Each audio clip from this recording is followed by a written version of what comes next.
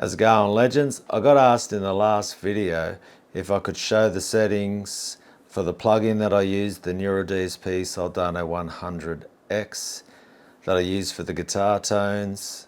Someone has that plugin and asked if I could show the settings. So I thought, why not? Let's make a vid about that. And I'll also discuss how I go about recording. So we're going to check out a screen capture of the project that I was working on, and then we'll have a look at it. So first thing, we'll take a look at the Solldano. We've got overdrive 7, bass 7, middle 7, treble 7, overdrive 3, presence 7, and depth is around 6 or between 6 and 7. Bright channel is on, overdrive's on, crunch. That's it. Then we go to the overdrive. Got a little bit of drive, level at max, tone at around 1 o'clock.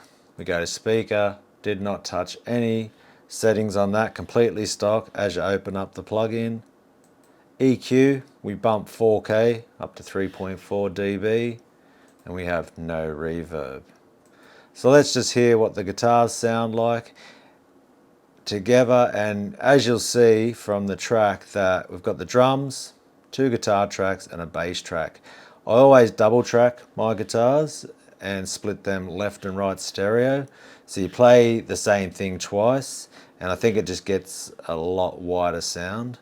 So let's have a listen to it and we'll discuss it.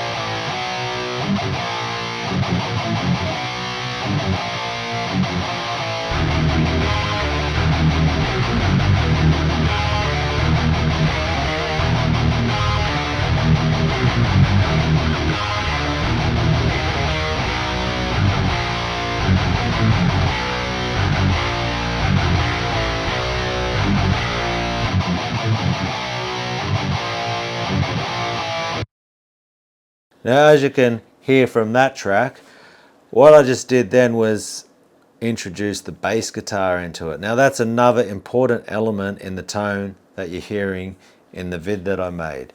So here's a look at the Neural DSP parallax that I use for my bass tones. I just used a preset from an artist, which is bass riffs. Then what I've done is I've come down here, I've increased the low end even more, added in a little bit more low in there, and that's pretty much it. I also increased a bit of mid drive, but that's the settings for the bass guitar. Sometimes I like to use this guy's punch plugin. So we'll toggle in and out the bass guitar, and here's what it sounds like by itself.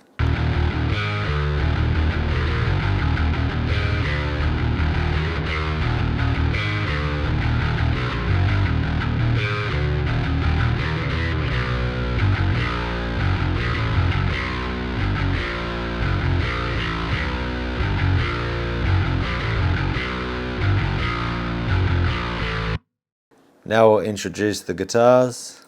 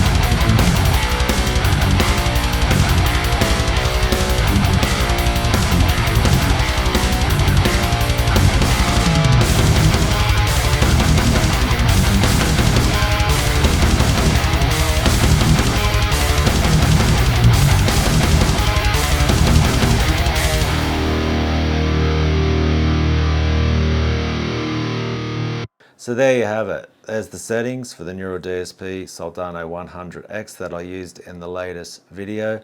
I keep my recording process very simple.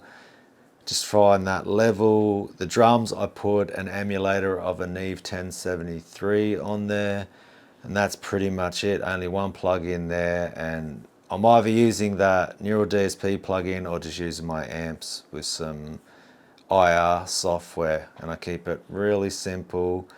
Most of the time I'll just get a good tone from the amps, plug direct in, and if I like the tone I just record with it like you would have back in the day, just old school, direct, straight to it.